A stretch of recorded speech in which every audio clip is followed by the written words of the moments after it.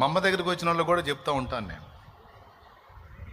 మా అమ్మ దగ్గరికి వచ్చిన 2-3 రోజులు కొంతమంది ఎలా ఉన్నారమ్మా, బాగున్నారంటే, అమ్మయ్య బంగారు తల్లి ప్రశాంతంగా ఉన్నా. 4 రోజులు తిరిగేసరికి వరద బాధితులా తయారు.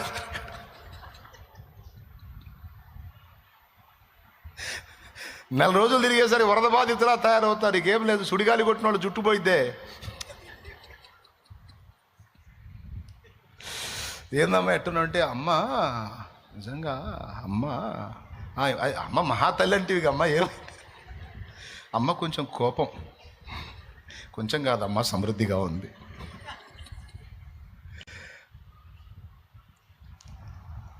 మా అమ్మకి మా నాన్న ఒక పేరు పెట్టాడు, మెంటల్దని.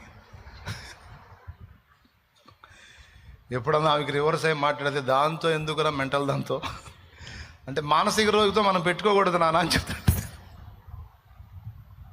జోక్ చెప్తున్నాలేండి. మా అమ్మ చాలా మంచిది, చాలా మంచిది. తుఫాన్ లాంటిది అనమాట. ప్రశాంతంగా ఉన్నంత వరకు మంచిది. తేడా వచ్చిందంటే ఒక్కొక్కడికి మౌనం. ఆవేశం వచ్చింటే ఊడిని లెక్క చేయదు, మనగాడివి కాక పోరా ముందు పో.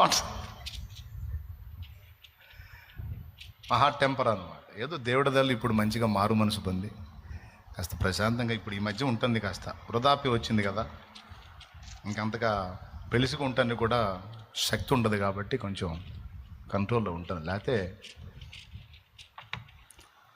పురుషుల్ని కూడా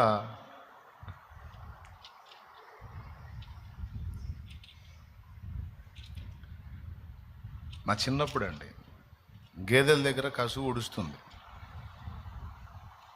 మా ఇంట్లో ఆడపిల్లలు ఉంటారు, 4 ఆడపిల్లలు. వాడికి అటుపక్క రోడ్డు ఉంది, ఆ రోడ్డు మీద పోకుండా మా గేదెల మీదకి తిరుగుతున్నాడు. వాడు కావాలని తిరుగుతున్నాడు. పొద్దున్నే ఇక ఆ రోజు టెండర్ పెట్టింది వాడికి. పేడకళ్ళు కొడుతుంది ఇతడు చెంబుతో. అటు వచ్చాడు అంతే, ఆ పేడకళ్ళు కొట్టే ఆ చెంబు తీసుకొని టపామ్మని కొట్టింది. ఇక దాడి స్టార్ట్. ఎందుకు కొడుతున్నాను వాడు అడగట్లా, ఎందుకు కొడుతుందో ఏం చెప్పట్లా. అప్పుడు యేసుప్రభు నమ్ముకోలేదులే, లోకంలో ఉన్నాం.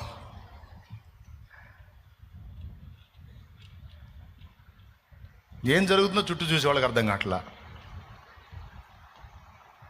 నెత్తి పగిలి రక్తం వచ్చింది వాడికి. అందరూ వచ్చి పడ్డారు. అప్పుడు వదిలిపెట్టి. అంత దీనురాలు మా అమ్మ.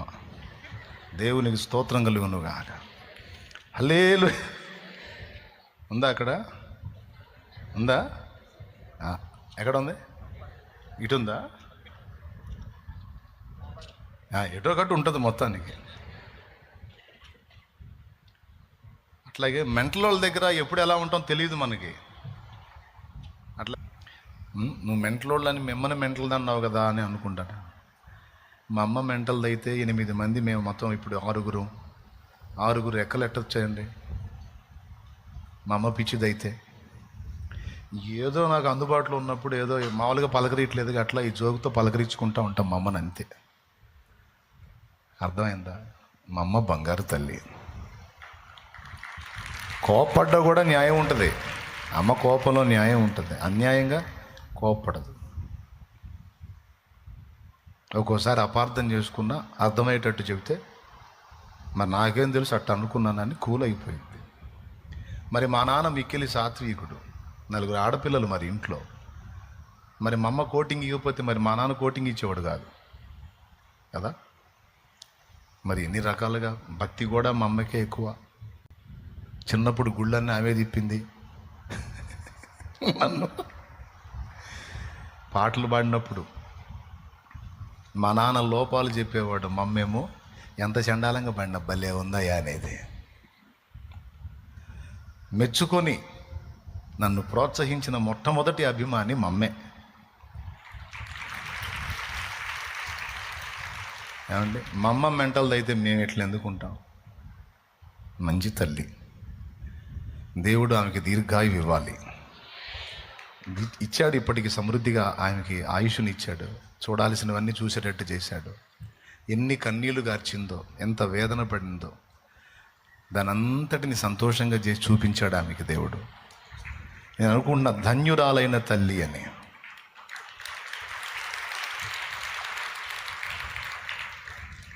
మా అమ్మ చతురు ఆడుతుంటా ఆమె అంతే అమ్మ. మరి అమ్మతో కాగా ఎవరితో?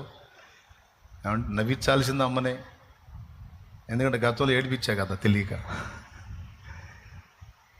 అందుకని ఏదో ఒక విధంగా అమ్మని పలకరిస్తూ ఉంటాను. నా తల్లి పిచ్చిదేం కాదండి, జ్ఞానవంతురా.